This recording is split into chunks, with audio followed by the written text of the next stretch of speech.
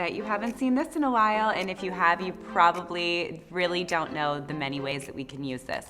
So I'm gonna give you quite a few tips and quite a few ways and hacks that you can actually use this Topsytail and you'll fall in love.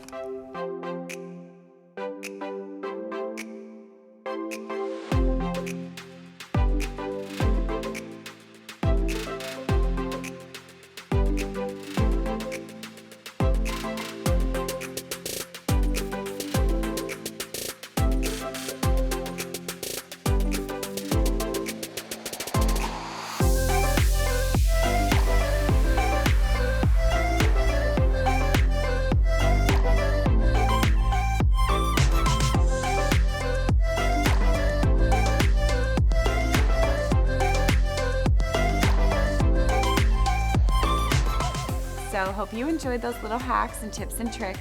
There are so many other ways you can use this, but now that you've got kind of the fundamentals down, have fun.